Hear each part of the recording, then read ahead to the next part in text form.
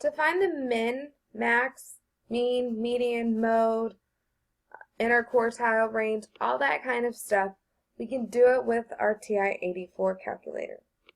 So the first step in doing that is putting our information into the calculator. We do that by hitting our Stat key. And we're going to edit our list.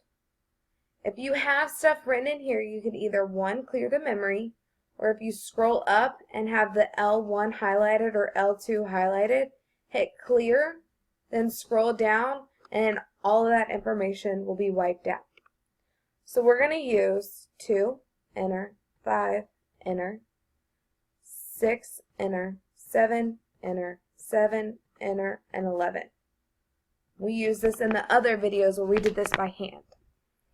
So now we've got our information inserted into our calculator.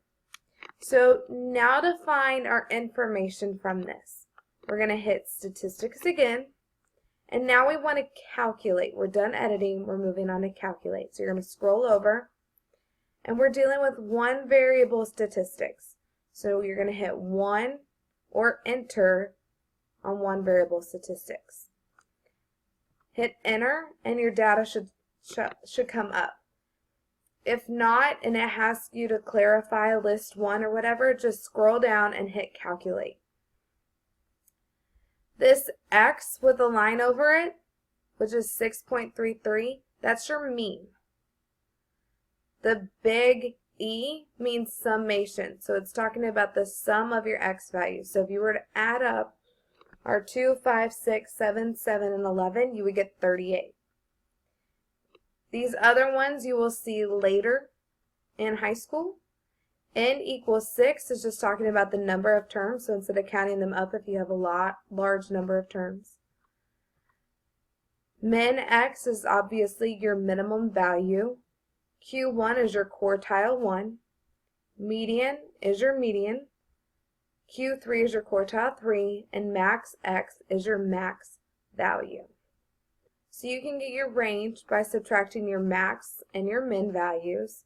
You can get your IQR from doing your quartile 3 minus your quartile 1. So your calculator pretty much does most of it for you.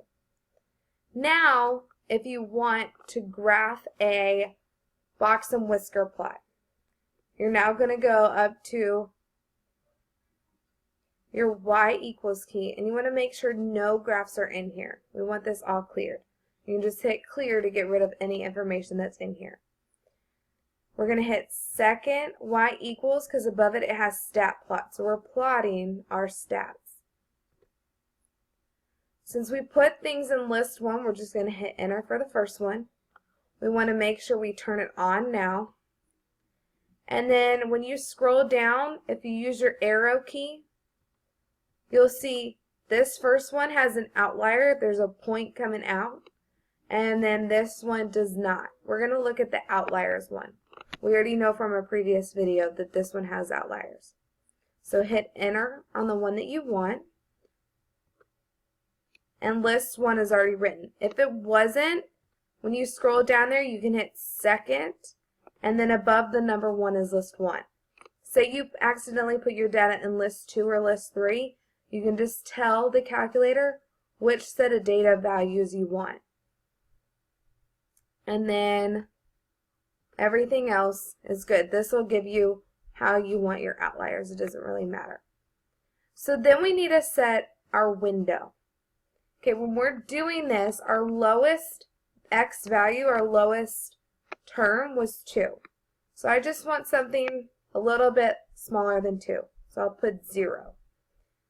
But our max X value was 11. So we want something bigger than 11. So it's 15. This is setting your domain of the function.